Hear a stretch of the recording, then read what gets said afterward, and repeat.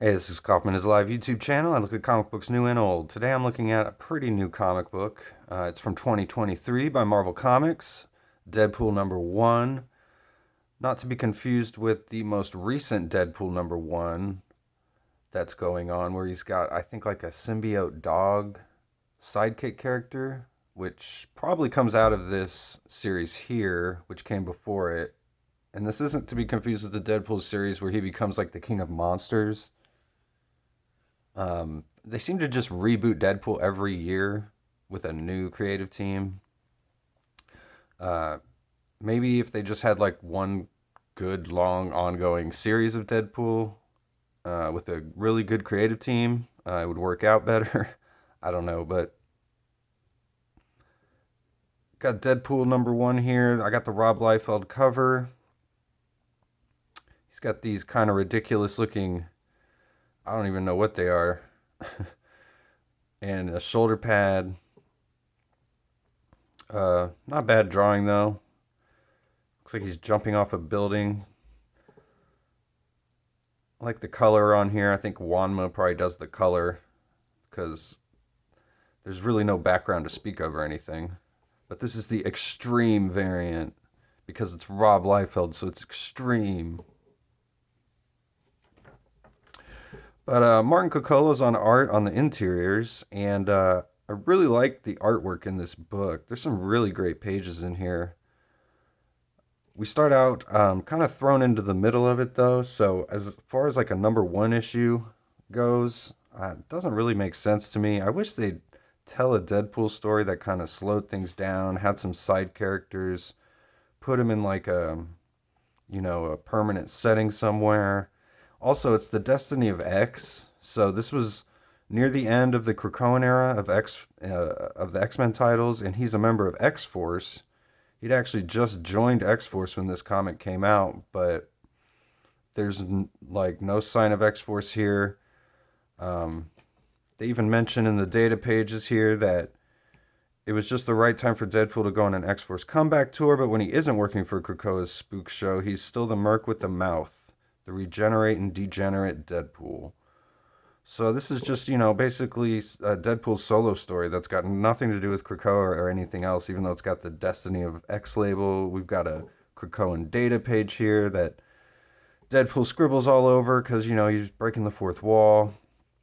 This story is called Meet Cute. Alyssa Wong is the writer here. And there's really only two characters to speak of in this comic book, Deadpool and Harrower. And there's another character that comes in a little bit later at the end, but we'll get to that when we get to it. But very much kind of a bondage situation going on here between Harrower and Deadpool. And Alyssa Wong writes the whole story as kind of like from the perspective of Deadpool having his first date with this psycho woman who's tied him up. Well, first she knocked him out, kidnapped him. She's got him tied up in all these vines, you know, and she explains to him that she's got a Carnage symbiote, and she's also, into science and magic.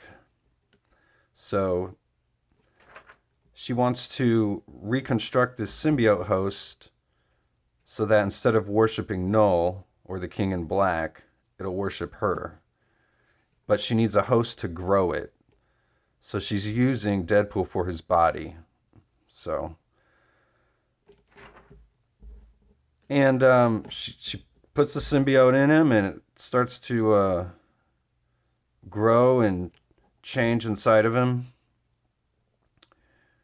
And he's about to pass out, but Deadpool remembers that he was actually on another mission before all of this happened, on a mission to kill Dr. Octopus. So again, we get Deadpool scribbling all over the place, making jokes. And he's been hired by this group called the Atelier, and they're like, I don't know if these are all first appearances or Alyssa Wong's creations, the writer, but this character here certainly feels like a self-insert character by the writer, where Deadpool instantly falls in love with them, and she's like the intermediary between Deadpool and this group that's hired him to kill Dr. Octopus. So they're putting a tracker in him. She's got like needle fingers, so she implants a tracker in Deadpool. And he's like, "You have really nice needles." And she says her contact number's in the file, and then Deadpool walks away all embarrassed, like, "You have nice needles? What is wrong with me?" Then we find out about this secret society that's hired Deadpool, and Deadpool writes better pickup lines than nice needles. So, the tone in this book is very consistent throughout.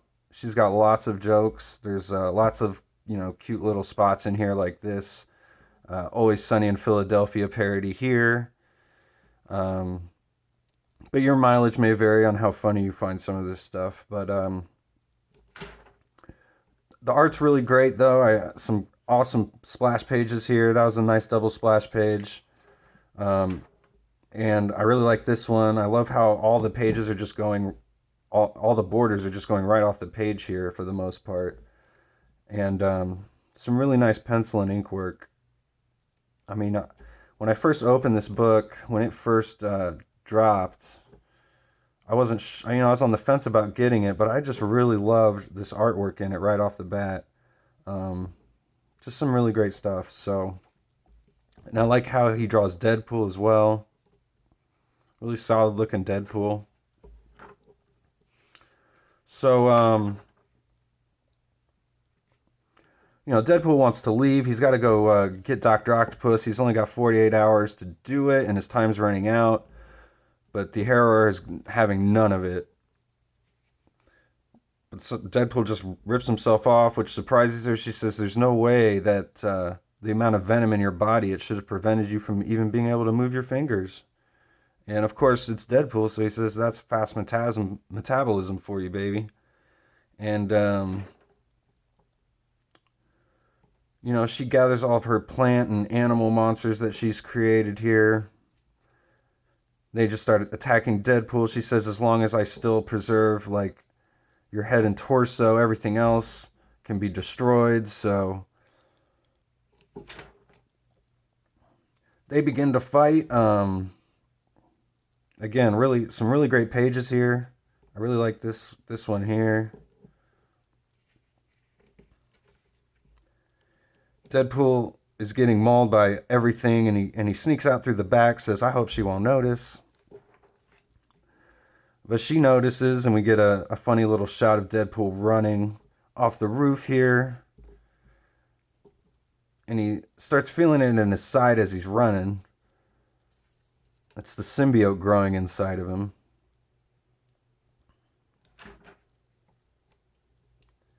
He says, "There it is, Doc Ock's lab." And we get an arrow pointing down. It says, "Doc Ock's lab right here, still Doc Ock's lab." So he jumps in through the lab. Doc Ock says, "Damn raccoons."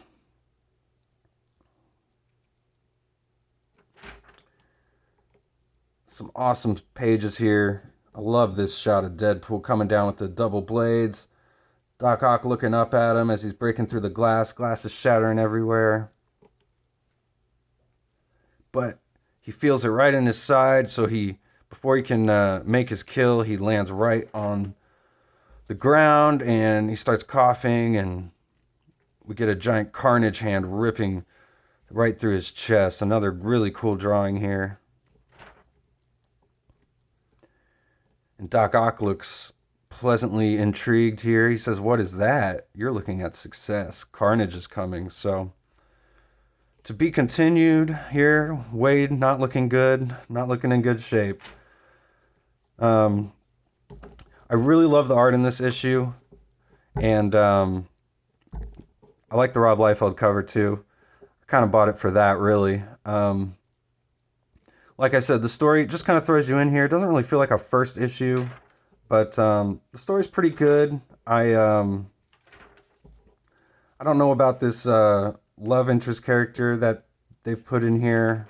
Don't really care about any of that, but the main story's pretty good. Um, so if you like Deadpool, I'd go back and maybe try and pick this up. It was from 2023, so thanks for watching the video. Thanks for subscribing. If you haven't, please do. I've got a whole bunch of videos on my channel. I post every single day, so thanks for watching, and I'll see you on the next one.